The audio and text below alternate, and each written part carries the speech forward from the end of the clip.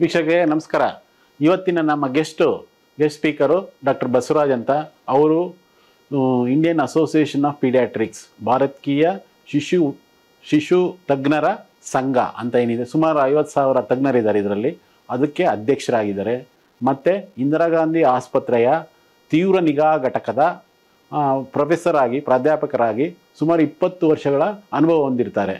ಮತ್ತು ಕೋವಿಡ್-19 ನಿಯಂತ್ರಣ ಮಂಡಳಿ ಟಾಸ್ಕ್ ಫೋರ್ಸ್ ಅಂತ ಏನು ಮಾಡ್ತಾರೋ ಅವರು ಯಶಸ್ವಿಯಾಗಿ ಕೋವಿಡ್ ನಿಯಂತ್ರಣ ಮಾಡೋದ್ರಲ್ಲಿ ನಮ್ಮ ಕರ್ನಾಟಕ ಸರ್ಕಾರಕ್ಕೆ ಸೂಕ್ತ ಸಲಹೆಗಳನ್ನು ಕೊಟ್ಟು ಸೂಕ್ತ ಕ್ರಮ ಇಡೋದಕ್ಕೆ ತುಂಬ ತಮ್ಮ ಸಲಹೆಗಳನ್ನು ಕೊಟ್ಟಿರ್ತಾರೆ.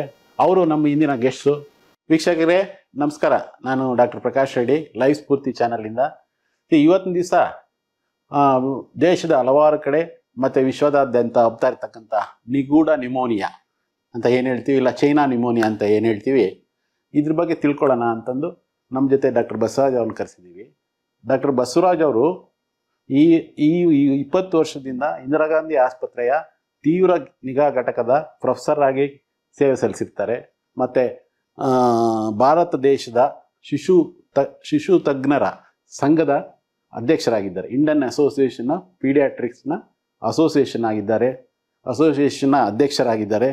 ಮತ್ತು ಈ ಕೋವಿಡ್-19 ನಿಯಂತ್ರಣ ಮಂಡಳಿ ಅಂತ, ನಿಯಂತ್ರಣ ಟಾಸ್ಕ್ ಫೋರ್ಸ್ ಅಂತ ಏನು ರಚಿಸಿದ್ದು ಅದ್ರ ಮೆಂಬರ್ ಆಗಿದ್ದರು.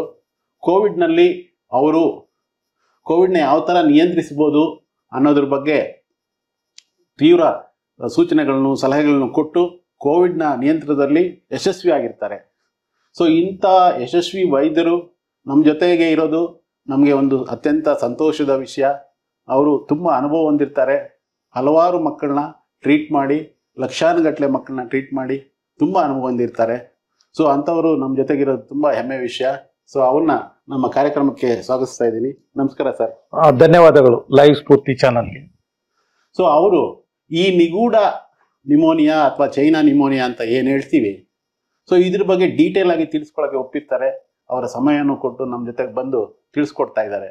ಹಲವಾರು ವೀಕ್ಷಕರು ಇದ್ರ ಬಗ್ಗೆ ತಿಳ್ಕೊಳ್ಳೋದಕ್ಕೆ ನಮಗೆ ಕರೆ ಮಾಡಿದರು, ಮತ್ತು ಮೆಸೇಜ್ಗಳು ಕಳಿಸ್ತಾ ಇದ್ದಾರೆ. ಸರ್ ಇದೇನು ಸರ್, ಈ ನ್ಯೂಮೋನಿಯಾ ಇಂಡಿಯಾಗೆ ಬರುತ್ತಾ, ನಾವೇನು ಮಾಡಬೇಕು ಅಂತ ಮಕ್ಕಳ ಪೇರೆಂಟ್ಸ್ ತುಂಬ ಕುತೂಹಲ ಆಗಿರ್ತಾರೆ. ಸೊ ಇವ್ರ ವಿಷಯ ತಿಳಿಸೋದಕ್ಕೋಸ್ಕರ ಡಾಕ್ಟರ್ ಬಸವರಾಜ್ನ ಕರೆದಿದ್ದೀವಿ.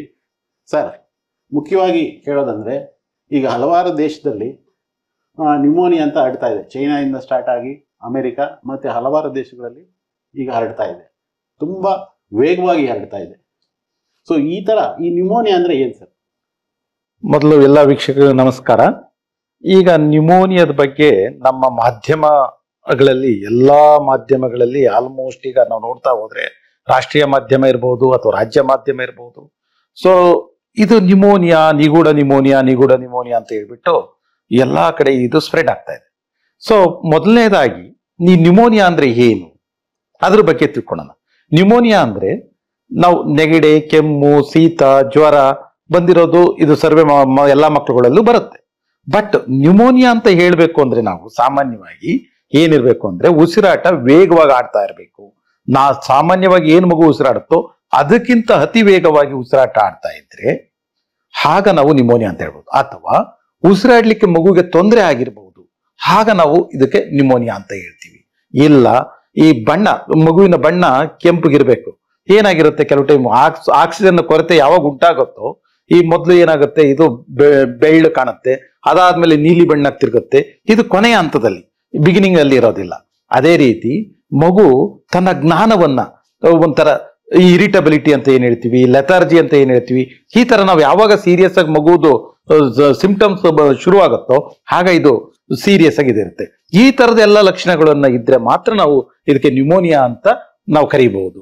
ಈ ಕೆಲವೊಂದು ನ್ಯೂಮೋನಿಯಾಗಳಲ್ಲಿ ಏನಾಗುತ್ತೆ, ಉಸಿರಾಟ ವೇಗವಾಗಿಲ್ಲದೆ ಇರಬಹುದು.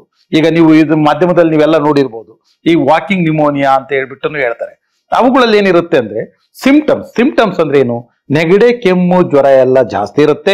ಪರೀಕ್ಷೆಯನ್ನ ಮಾಡಿದಾಗ ಅದು ನಮ್ಮ ಉಸಿರಾಟದ ಕೊಳವೆ ಅಲ್ದಲೇನೆ ಉಸಿರಾಟದ ಚೀಲಗಳು, ಲಂಗ್ಸ್ ಅಂತ ಏನ್ ಹೇಳ್ತೀವೋ ಅವುಗಳಲ್ಲೂ ಇನ್ಫೆಕ್ಟ್ ಆಗಿರುತ್ತೆ. ಈ mycoplasma pneumonia, RSV virus infection, ಇವುಗಳೆಲ್ಲ ಕೆಲವು ಟೈಮು ವಿತೌಟ್ ಉಸಿರಾಟದ ಜಾಸ್ತಿ ಇಲ್ದಲೇನು ಆಗ್ಬಹುದು. ಸೊ ಈ ನ್ಯೂಮೋನಿಯಾದಲ್ಲಿ ವೈರಲ್ ನ್ಯೂಮೋನಿಯಾ ಅಂತ ಹೇಳ್ತಾರೆ, ಬ್ಯಾಕ್ಟೀರಿಯಲ್ ನ್ಯೂಮೋನಿಯಾ ಅಂತ ಹೇಳ್ತಾರೆ. ಸೊ ಅದ್ರ ಬಗ್ಗೆ ಈ ಡಿಫ್ರೆನ್ಸ್ ಏನ್ ನಾವು ನೋಡ್ಬೋದು? ಅದ್ ನೋಡಿದಾಗ ಏನು ಕ್ರಮ ಕೈಗೊಳ್ಬೋದು ಸರ್? ಈಗ ನ್ಯೂಮೋನಿಯಾ ಅಂತಿದ್ದಂಕಲೆ ನಾವು ನಿಮೋನಿಯಾ ಏನಕ್ಕೆ ಬರುತ್ತೆ ಅನ್ನೋದು ಬಹಳ ಮುಖ್ಯವಾಗಿರ್ಬೇಕು. ಏನಂದ್ರೆ ನಿಮೋನಿಯಾ ಏನಕ್ಕೆ ಬರುತ್ತೆ? ನಮಗೆ ಒಂದು ಸೂಕ್ಷ್ಮ ಅಣುವಿಂದ ಬರ್ಬೋದು, ಅಂದ್ರೆ ಬ್ಯಾಕ್ಟೀರಿಯಾದಿಂದ ಬರ್ಬೋದು, ವೈರಸ್ ಇಂದ ಬರ್ಬೋದು, ಫಂಗಲ್ ಇಂದ ಬರ್ಬೋದು, ಪ್ರೋಟೋಜೋದಿಂದ ಬರ್ಬೋದು. ಈ ತರ ಡಿಫ್ರೆಂಟ್ ಕ್ರಿಮಿಗಳಿದಾವೆ. ಆ ಕ್ರಿಮಿಗಳಿಂದ ಬರುತ್ತೆ. ಕ್ರಿಮಿಗಳು ಅಲ್ದನೆ ಇರೋನು ಬರ್ಬೋದು. ಬಟ್ ನಾವು ಇವತ್ತಿನ ಇದರಲ್ಲಿ ಎರಡು ಬಗ್ಗೆ ವಿಚಾರ ಮಾಡೋಣ. ಈ ವೈರಲ್ ನಿಮೋನಿಯಾ ಅಂದ್ರೆ ಏನು, ಬ್ಯಾಕ್ಟೀರಿಯಲ್ ನಿಮೋನಿಯಾ ಅಂದ್ರೆ ಏನು, ಸಾಮಾನ್ಯ ಜನಗಳು ಅದನ್ನ ಏಕೆ ಕಂಡುಹಿಡ್ಕೋಬಹುದು ಅಂತ. ಈಗ ವೈರಲ್ ನಿಮೋನಿಯಾದಲ್ಲಿ ಏನಾಗಿರುತ್ತೆ, ಒಂದು ಪ್ರೋಡ್ರೋಮ್ ಅಂತೀವಿ. ಪ್ರೋಡ್ರೋಮ್ ಅಂದ್ರೆ ಏನಪ್ಪಾ ಅಂದ್ರೆ ಮಗುವಿಗೆ ಫಸ್ಟ್ ಮೂಗ್ನಲ್ಲಿ ಇಳಿಲಿಕ್ಕೆ ಶುರು ಆಗುತ್ತೆ. ಅದಕ್ಕೆ ಏನ್ ಹೇಳ್ತೀವಿ, ನೇಸಲ್ ಡಿಸ್ಚಾರ್ಜ್, ರೈನೋರಿಯಾ, ಮೂಗಲ್ ಸೋರ್ಲಿಕ್ಕೆ ರೈನೋರಿಯಾ ಅಂತ ಹೇಳ್ತೀವಿ. ರೈನೋರಿಯಾ ಆದ್ಮೇಲೆ ಏನಾಗುತ್ತೆ, ಮಗುಗೆ ಸೀನ್ ಬರುತ್ತೆ. ಅದಾದ್ಮೇಲೆ ಏನಾಗುತ್ತೆ, ಕೆಮ್ಮು ಬರುತ್ತೆ.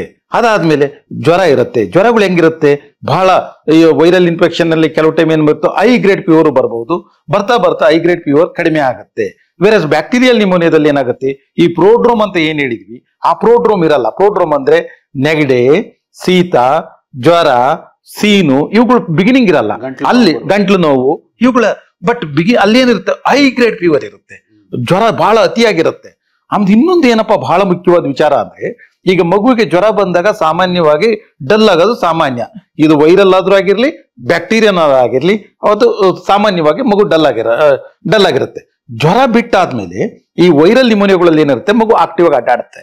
ಆದ್ರೆ ಬ್ಯಾಕ್ಟೀರಿಯಾಗಳ ನಿಮೋನಿಯಾದಲ್ಲಿ ಆದ್ರೆ ಏನಾಗುತ್ತೆ, ಜ್ವರ ಕಡಿಮೆ ಆದ್ರೂ ಮಗುವಿನಲ್ಲಿ ಬಿಹೇವಿಯರ್ ಅಂತ ಏನ್ ಹೇಳ್ತೀವಿ, ಅದರದ್ದು ಚಲನವಲನಗಳೆಲ್ಲ ಇನ್ನೂ ಡಲ್ ಆಗೇ ಇರುತ್ತೆ. ಇದು ಒಂದು ಬಹಳ ಮುಖ್ಯವಾದ ವಿಷಯ. ಜನರಲ್ ನಾವು ಸಾಮಾನ್ಯ ಜನರುಗಳು ತಿಳ್ಕೊಬೇಕಾಗಿರೋದು. ಸೊ ಈಗ ನಿಮೋನಿಯಾ ಅಂತ ಏನು ನಿಗೂಢ ನಿಮೋನಿಯಾ ಅಂತ ಹೇಳ್ತೀವಿ, ಅದು ಇಂಡಿಯಾ ದೇಶಕ್ಕೆ ಬಂದಿದ್ಯಾ ಸರ್? ಈಗ ನಿಗೂಢ ನಿಮೋನಿಯಾ ಅಂತ ಏನ್ ಕೇಳ್ತಾರೆ ಅಂದ್ರೆ, ಈಗ ಯಾವುದೇ ಒಂದು ಕಾಯಿಲೆ ಯಾವುದೇ ಒಂದು ದೇಶದಲ್ಲಿ ಸಾಮಾನ್ಯವಾಗಿ ಬರೋದಕ್ಕಿಂತ ಅತಿಯಾಗಿ ಯಾವಾಗ ಬರುತ್ತೋ ಅವಾಗ ಏನಂತಾರೆ, ಓ ಈ ಕಾಯಿಲೆ ಯಾವುದರಿಂದ ಬಂತು ಅನ್ನೋದು ಶುರು ಆಗುತ್ತೆ. ಅದಕ್ಕೆ ನಿಗೂಢವಾಗಿ ಎಲ್ಲ ಯೋಚನೆ ಮಾಡ್ತಾ ಇರ್ತಾರೆ, ಕಾರಣ ಇನ್ನು ತಿಳಿದಿರೋಲ್ಲ. ಅಂತ ಸಮಯದಲ್ಲಿ ಈಗ ನಾವು ಚೈನಾದ ಬಗ್ಗೆ ಮಾತಾಡ್ತಾ ಇದ್ರೆ, ಅಲ್ಲಿ ಒಂದು ಎಲ್ಲ ಅತಿಯಾದ ಜಾಸ್ತಿಯಾಗಿ ಮಕ್ಕಳುಗಳು ಬೀಜಿಂಗ್ ಚಿಲ್ಡ್ರನ್ಸ್ ಹಾಸ್ಪಿಟಲ್ ಅಲ್ಲಿ ಅಲ್ಲೆಲ್ಲ ಅಡ್ಮಿಟ್ ಬೀಜಿಂಗು, ಶಾಂಘೈಯಲ್ಲಿ 60 ಈಗ ಲಾಸ್ಟ್ ಇದೇ ಸೀಸನ್ ಅಲ್ಲಿ ಅಕ್ಟೋಬರ್ ನವೆಂಬರ್ ಅಲ್ಲಿ ಏನ್ ಅಡ್ಮಿಷನ್ ಆಗಿತ್ತೋ ಅದಕ್ಕಿಂತ 60% ಹೆಚ್ಚು ಅಡ್ಮಿಷನ್ ಈ ವರ್ಷ ಆಗಿದೆ. ಸೊ ಅದಕ್ಕೋಸ್ಕರ ಎಲ್ಲರೂ ಕನ್ಸರ್ನ್ ಆಗಿದೆ ಗ್ಲೋಬಲ್ ಎಲ್ಲಾ ಕಡೆ. ಈ ಸೀಸನ್ ಚಳಿಗಾಲದ ಜೊತೆಗೆ ಇರೋದ್ರಿಂದ ಈ ಸೀಸನ್ ಅಲ್ಲಿ ಅಮೆರಿಕಾದಲ್ಲಿ ಇರ್ಬೋದು, ಇನ್ನು ಹಲವಾರು ನೆದರ್ಲ್ಯಾಂಡ್ಸ್ ಅಲ್ಲಿ ಇರ್ಬೋದು, ಎಲ್ಲಾ ಕಡೆ ಇವು ನಿಮೋನಿಯಾ ಬರ್ತಾ ಇದೆ.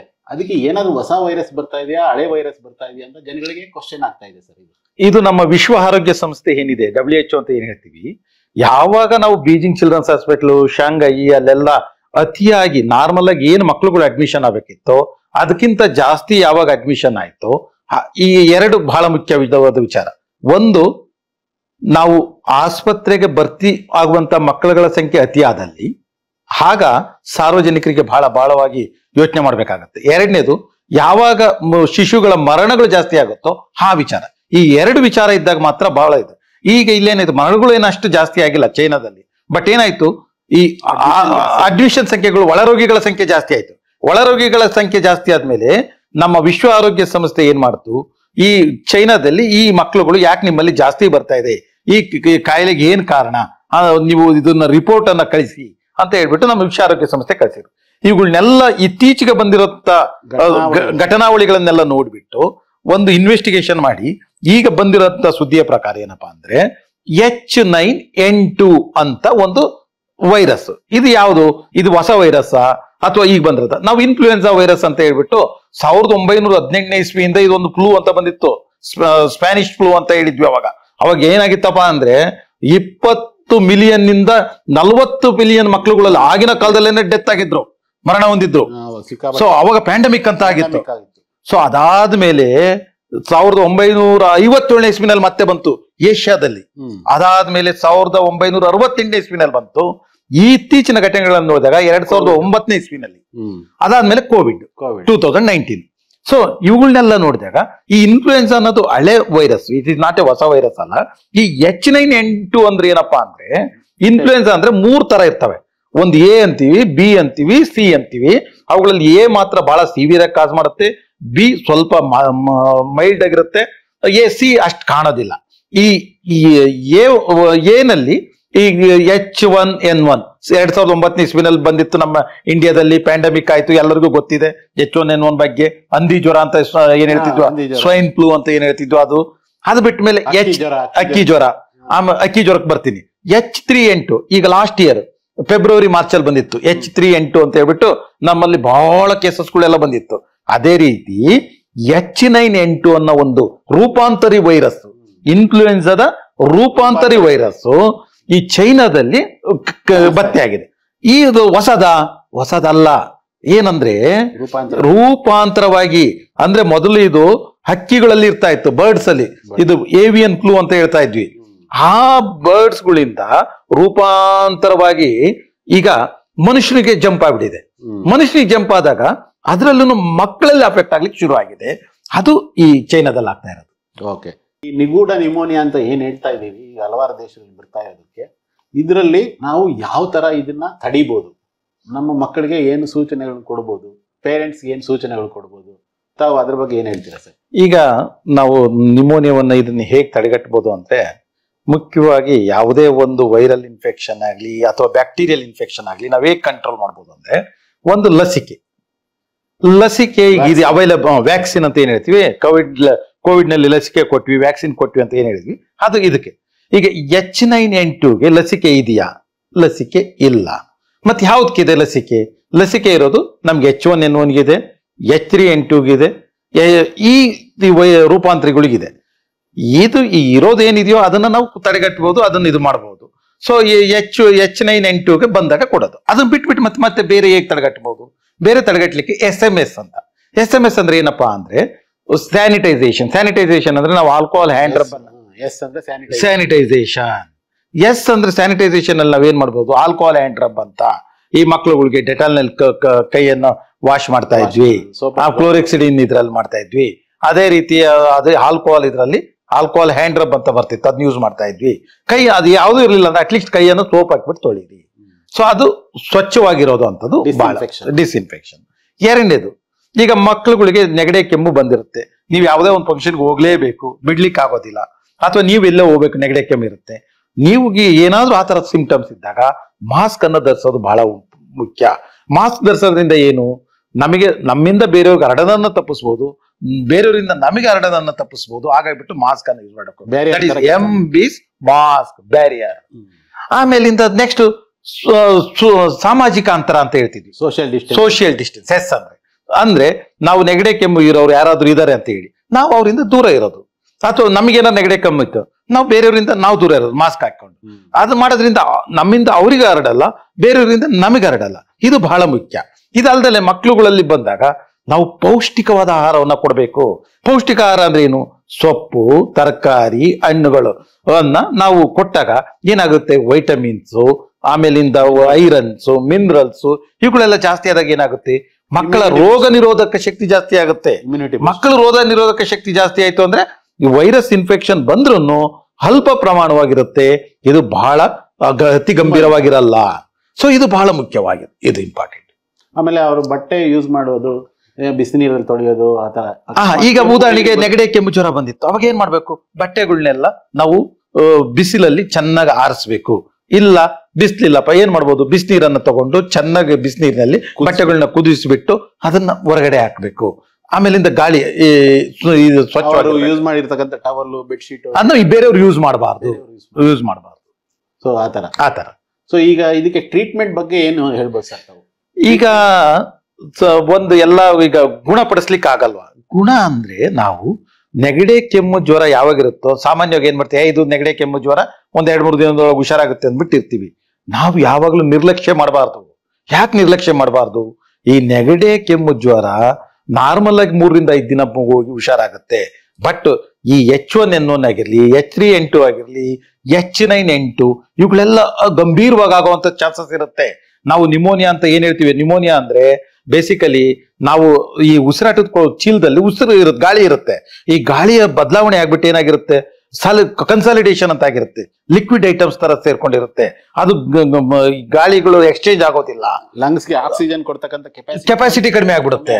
ಸೊ ಆದ್ರಿಂದ ಏನ್ ಮಾಡ್ಬೇಕು ಅಂದ್ರೆ, ನಾವ್ ಏನಾದ್ರೂ ಈ ಮಕ್ಕಳುಗಳಿಗೆ ಏನಾದ್ರು ಸ್ವಲ್ಪ ಉಸಿರಾಟದ ತೊಂದರೆ ಇತ್ತು ಅಂದ್ರೆ ತಕ್ಷಣ ಮಕ್ಕಳ ಡಾಕ್ಟರ್ ಸಲಹೆ ಪಡೆದ್ಬಿಟ್ಟು ಆಸ್ಪತ್ರೆಯಲ್ಲಿ ಅಡ್ಮಿಷನ್ ಮಾಡಬೇಕು. ಅಡ್ಮಿಷನ್ ಮಾಡಿದ್ಮೇಲೆ ಏನ್ ಮಾಡ್ತೀವಿ, ಒಂದು ಮಕ್ಕಳಿಗೆ ಊಟ ತಗೊಂತ ಇಲ್ಲ, ನೀರು ಕುಡಿತಾ ಇಲ್ಲ ಅಂದ್ರೆ ಏನ್ ಮಾಡ್ತೀವಿ, IV ಫ್ಲೂಯಿಡ್ ಅನ್ನ ಹಾಕ್ತಿವಿ. ಆಮೇಲೆ ಆಕ್ಸಿಜನ್ ಅಂಶ ಕಡಿಮೆ ಇತ್ತು ಅಂದ್ರೆ ಏನ್ ಮಾಡ್ತೀವಿ, ಆಕ್ಸಿಜನ್ ನ ಕೊಡ್ತೀವಿ. ನೆಬುಲೈಸೇಷನ್ ವೀಸಿಂಗ್ ಇದ್ರೆ ಮಾತ್ರ ಕೊಡ್ತೀವಿ, ಇಲ್ದಿದ್ರೆ ಕೊಡೋದಿಲ್ಲ. ಆಮೇಲೆ ಆಂಟಿಬಯೋಟಿಕ್ಸ್ ನಲ್ಲಿ ಆಂಟಿವೈರಲ್ ಡ್ರಗ್ಸ್ ಅಂತ ಬರುತ್ತೆ. ಇನ್ಫ್ಲೂಯೆನ್ಸಾಗೆ ಈ ಅಸೆಲ್ಟೊಮ್ಯೂರ್ ಅಂತ ಹೇಳ್ಬಿಟ್ಟು ಯೂಸ್ ಮಾಡ್ತಾ ಇದ್ವಿ, H1N1, H3N2.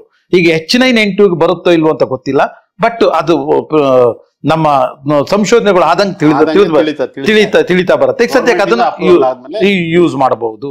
ಇದು ಬಹಳ ಮುಖ್ಯ. ಹಾಗೆ ಯಾಕೆಂದ್ರೆ ಇಲ್ಲ ಅಂದ್ರೆ ಮಗುಗೆ ವೆಂಟಿಲೇಟರ್ ಅಲ್ಲಿ ಹೋಯ್ತು, ಅಥವಾ HFNC ಅಂತ ನೀವೆಲ್ಲ ಕೋವಿಡ್ ಟೈಮಲ್ಲಿ ನೋಡಿರ್ಬೋದು. HFNC ಅಂದ್ರೆ ಗಾಳಿಯನ್ನ ಮೂಗಿನ ಮುಖಾಂತರ ಕೊಟ್ಟು ಬಿಡುವಂತ ಮಿಷಿನ್ಗಳು. ಅದಾದ್ಮೇಲೆ ನಮಗೆ ವೆಂಟಿಲೇಟರ್ ಯಾವ್ದು ಸೀರಿಯಸ್ ಆದ ಗಂಭೀರವಾದಾಗ ನಾವು ಅಲ್ಲಿಗೆ ಹೋಗೋ ತನಕ ಬಿಡಬಾರದು. ಅದಕ್ಕಿಂತ ಮುಂಚೆ ಮಕ್ಕಳನ್ನ ವೈದ್ಯರನ್ನ ಸಲಹೆ ಪಡ್ಕೋಬೇಕಾಗುತ್ತೆ. ಸೊ ಇದ್ರ ಬಗ್ಗೆ ನಾವು ಈಗ ವೀಕ್ಷಕರು ವಿಷಯವಾಗಿ ತಿಳಿಸ್ಕೊಟ್ಟಿದ್ದಾರೆ. ಇದ್ರ ಬಗ್ಗೆ ತಾವು ಕನ್ಕ್ಲೂಷನ್ ಅಲ್ಲಿ ಪೇರೆಂಟ್ಸ್ಗೆ ಪಾಯಿಂಟ್ಸ್ ವೈಸ್ ಹೇಳೋದಾದ್ರೆ 4 ಪಾಯಿಂಟ್ ಇಲ್ಲ 5 ಪಾಯಿಂಟ್ ಯಾವ ತರ ಹೇಳ್ಬೋದು ಸರ್? ಈಗ ನೋಡಿ, ಈಗ ಯಾವುದೇ ತರಹದ ಒಂದು ವೈರಲ್ ಇನ್ಫೆಕ್ಷನ್ ಸ್ಪ್ರೆಡ್ ಆದಾಗ ನಮಗೆ ಬಹಳ ಇಂಪಾರ್ಟೆಂಟ್ ಏನಪ್ಪಾ ಅಂದ್ರೆ ಈ ಕಾಯಿಲೆಯ ಬಗ್ಗೆ ತಿಳ್ಕೋಬೇಕು. ಅದನ್ನ ತಿಳ್ಕೊಂಡಿದ್ದೀರಾ ನೀವು ವೀಕ್ಷಕರು. ಈಗ ತಿಳ್ಕೊಂಡಾದ್ಮೇಲೆ ಇದ್ರ ಬಗ್ಗೆ ಜಾಸ್ತಿ ಆತಂಕ ಪಡುವ ಅವಶ್ಯಕತೆ ಇಲ್ಲ. ಹಂಗಂತ ಹೇಳ್ಬಿಟ್ಟು ನಿರ್ಲಕ್ಷ್ಯ ಮಾಡೋದು ಅಲ್ಲ. ಏನೇ ನೆಗಡಿ, ಕೆಮ್ಮು, ಜ್ವರ ಏನೇ ಬಂದ್ರು ನೀವು ಮಕ್ಕಳು ಡಾಕ್ಟರ್ ಹತ್ರ ಹೋಗೋದು. ಒಂದು ಬರ್ದಂಗೆ ಹೆಂಗ್ ತಂದು ಹಿಡಿಬೇಕು. ಎರಡನೇದಾಗಿ ನೀವು SMS ಇದ್ ನೆನ್ಪು ಮಾಡ್ಕೊಳ್ಳಿ ಬಿಡಿ. S means sanitisation, M means mask, another S is social distance, ಸಾಮಾಜಿಕ ಅಂತರ. ಅದು ಬಹಳ ಮುಖ್ಯ. ಅದಾದ್ಮೇಲೆ ಲಸಿಕೆಗಳು, ಇನ್ಫ್ಲೂಯೆನ್ಸಾ ಲಸಿಕೆ ಈಗಿದೆ.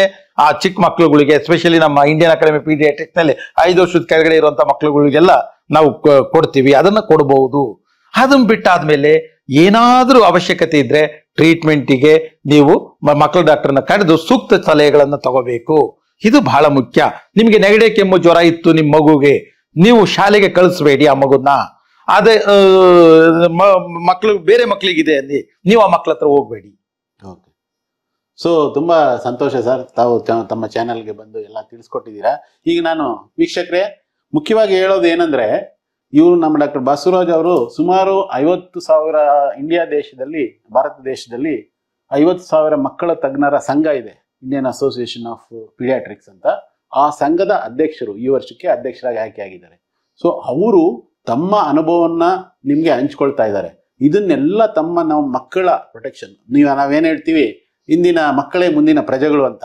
ಈಗ ಭಾರತ ದೇಶವನ್ನು ಕಾಪಾಡುವ ಇಲ್ಲ ಇಂಥ ವೈರಸ್ಗಳಿಂದ ನಾವು ಫೇಸ್ ಮಾಡುವ ಶಕ್ತಿ ನಮ್ಮಲ್ಲಿದೆ. ನಾವು ಕೋವಿಡ್ ಫೇಸ್ ಮಾಡಿದ್ವಿ, ಅದರಿಂದ ನಾವೆಲ್ಲ ಪ್ರೊಟೆಕ್ಷನ್ ತಗೊಂಡು ಅದು ಇಲ್ದಂಗೆ ಮಾಡಿದ್ವಿ. ಮತ್ತೆ ಈ ವೈರಸ್ ಈಗ ಬರ್ಬೋದು, ಬರ್ದೇನೂ ಇರ್ಬೋದು.